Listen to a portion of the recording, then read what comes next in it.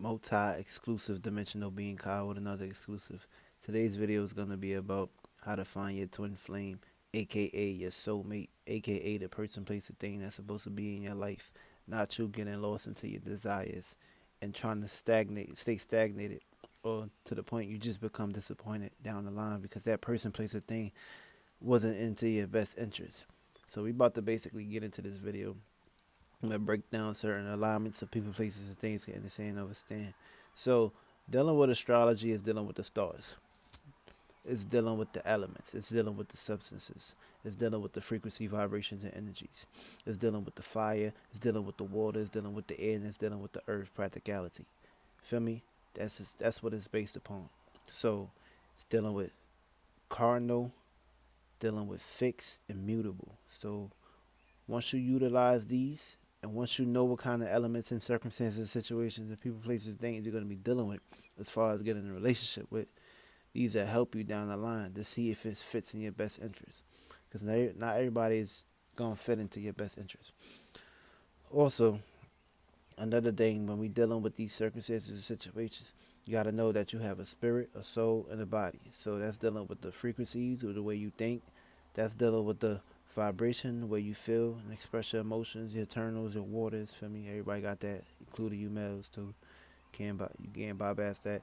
And also, the energy is how you reflect and how you pushed out. And of course, we got Earth to practice these elements. So once you utilize the four elements, things are working to your favor in every way, shape, or form possible. So let's get into it though, because when we dealing with first house, that's dealing with the spiritual spectrum, and fifth house is dealing with the spiritual spectrum, which is your childhood, which is your inner. That's also dealing with feelings and emotions, and also nine is also dealing with basically how you travel and how you receive information as far as educational purposes, and basically just by you going within, because that's basically, you have to actually have that correct, have that into play before you actually take shape and form as in going to the next life, as in they say the afterlife. But for me, life is always going to exist whether you in this body or not, because you ain't the body, because you wasn't it previously, and when you leave it you won't be enough close. Every time you go to sleep and you go to bed, you're not in your body, you're going back to your genesis, so you're just using this body to experience. That's it, that's all. So when we dealing with first house, that's dealing with your personality. And we dealing with second house, that's dealing with your values. We dealing with third house, that's dealing with how you interact with the world. You dealing with the fourth house, that's dealing with home and security. You dealing with the fifth house, that's dealing with how you freely express yourself, which is your inner child. You can also relate this to Leo. You can relate fourth house to Cancer. You can relate third house to Gemini. You can relate second house to Taurus. You can relate first house to Aries. And of course, you can relate the sixth house, which is daily work and structures, which is Virgo. That's just basically a spectrum of how to know what house is just basically playing things out. And seventh house is dealing with how you interact with people, places, and things as far as relationship wise. Eighth house is dealing with desires, passion, hidden agendas for me. Ninth house is dealing with travel and knowledge. That's also dealing with basically how you learn. That's dealing with Sagittarius. Eighth house is Scorpio. Seventh house is Libra. 10th house is Capricorn. That's dealing with how you see yourself in reality. 11th house is dealing with groups in a fixated way. 12th house is dealing with mutable imagination, beliefs, fantasies, illusions. Feel me? That's how you play things out. Now I gotta make a video on karma, how to be calm in life, because we in 2020, so that's dealing with the fall, that's dealing with the moon, that's dealing with the inner, so that's basically a whole lot of energy of how things are gonna be played out. So once you get the understanding or overstanding of these houses that I just broke down, they are governed by planets too, which is Mars governs the first. Um, what governs the second is the Earth sign, and Mars is basically dealing with fire and aggression and power. Second house is dealing with Venus, which is covering. Not only does it govern Libra, but it governs Taurus. Third, Mercury governs Gemini, and Mercury also governs Virgo. The Moon governs um, Cancers, and the Moon pretty much governs Scorpio, which is the internal, but it plays out with Pluto. But these are like the feelings and emotion signs. So let's just stick with water. So this is basically dealing with water elements, and it also deals with Pisces. So with that being said, the air signs is basically dealing with well, yeah, Virgo stays into that place. Air signs is basically seventh house, the way you relate and the way you relate in the open, and the second would be the fixed way, how you fix things into reality as you fixate your way in communication and thinking towards the reality, and basically you can correlate Gemini's, which is Mercury, with the way you interact, and mutable, which is things how you switch things up. Well, you could be this day, you could be this person one day, you could be that person one day. So now that you get an understanding of this, let's just basically break things down. So when you want to find your soulmate, aka the person of your dreams, the person that you really want to be with for the rest of your life, you gotta check your seventh house. For me, seventh house is dealing with relationships, whether it's good relationships, bad relationships, partnerships. For me, enemies or anything or any substance of that matter.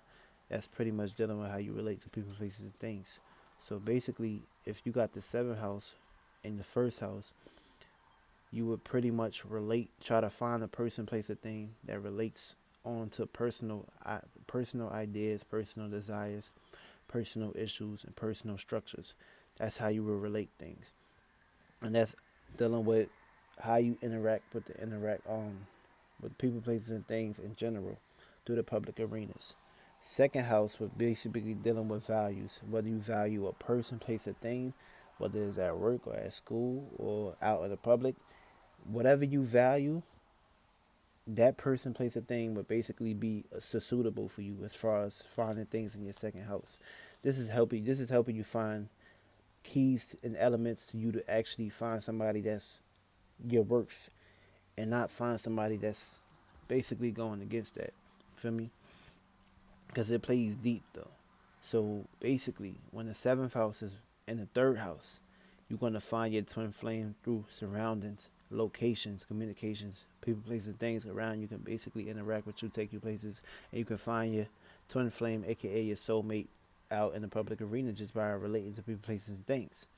And basically, when we're dealing with the fourth house, that's dealing with home and security. So basically, for instance, if you basically young, well, basically, dealing with the third house, that's how you pretty much fixate your way of communication with your siblings, and that's how you develop it over to school, work, and anywhere in public. When you got the seventh house, yeah, I gotta hurry up and do this video because I don't got too much time. Because I want to put this shit on a few platforms, and social media is bitches, so that's how I gotta correlate this thing. So when you got the seventh house and the fourth house, that's pretty much dealing with home and security. So once you utilize that, you will find your twin flame, your soulmate, through a through a home relative, as far as them bringing a friend to the house or them having other friends that can pretty much you see yourself being in a relationship with them, as far as having a crush on them type shit, whether it's from childhood or adulthood. It plays in every spectrum. So that person can be your twin flame, and you can find them through that. When you got the seventh house and your fifth house, basically, that's dealing with like freedom. That's dealing with spiritual spectrums. That's dealing with fire energy. You just want to relate to people, places, and things, as far as going to the movies, going out to communities, going to parties and shit. You will find your twin flame like pretty much in that spectrum, if they resonate on that same level as far as how you resonate out in the public arena, as far as you relating with people, places, and things. Now, when your seventh house is in your sixth house, you will find your twin flame at your 9 to 5, or your workforce, your job, or anywhere as far as like a hospital or somewhere, some shit when y'all working together, or if you dealing with self criticism and shit, as far as like criticizing people, places, and things in a unique or in a visual way.